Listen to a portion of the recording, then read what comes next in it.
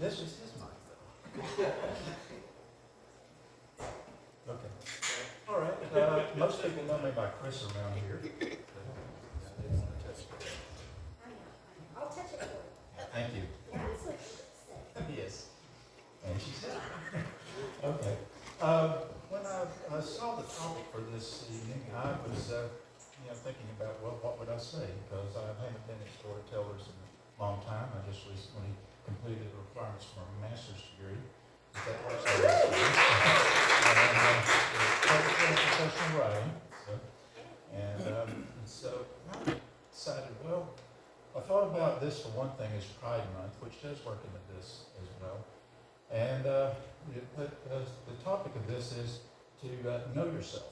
And I'm flashing back to my time back in the 1970s when I was a young nerdy kid going to starting high school and stuff, well, junior high, and I got picked on mercifully, just unmerciful, being picked on and stuff, and I could never understand it.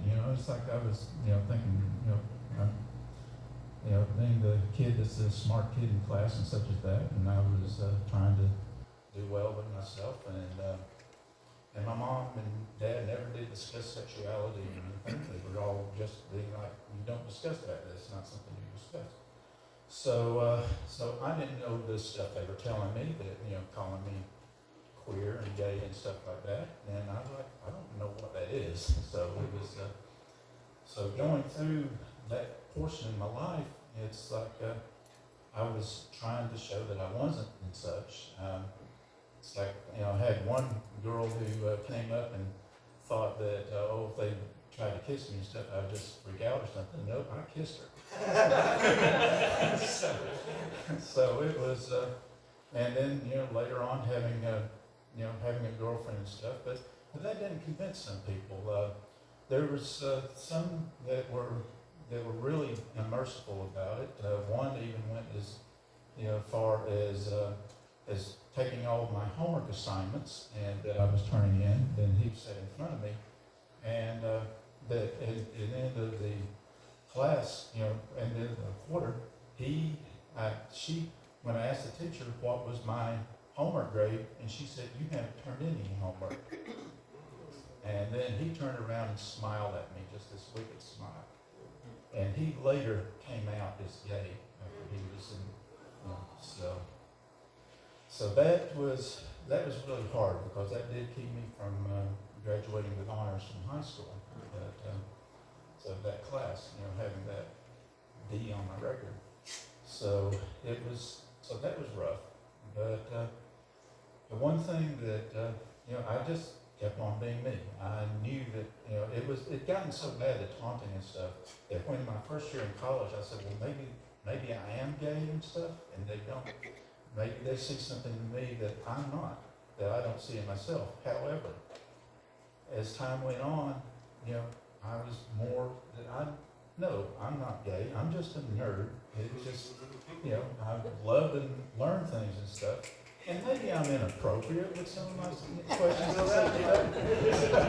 But I want to, that's the only way you can find out things sometimes, is just be yourself. And so I went on. I've gotten married, had 2 children, and interestingly enough, my oldest daughter came out to me as Pan when she was in her 20s. And the fact that she came out to me instead of her mother, that should say something there. So it's, it's not totally, I'm maybe not 100% as straight as some people think I should be, but I am.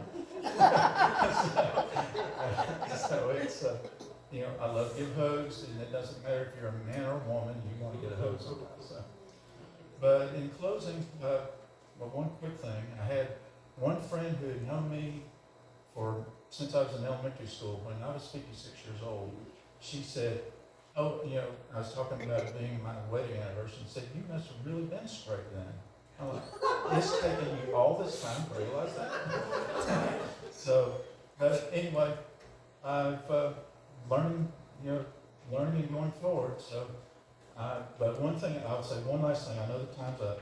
One last thing about about that, and a lot of people would probably be hateful of gays and such as that due to that type of experience, but for me, it was like, if I went through this and I'm straight, I don't want anyone else going through that in their lives.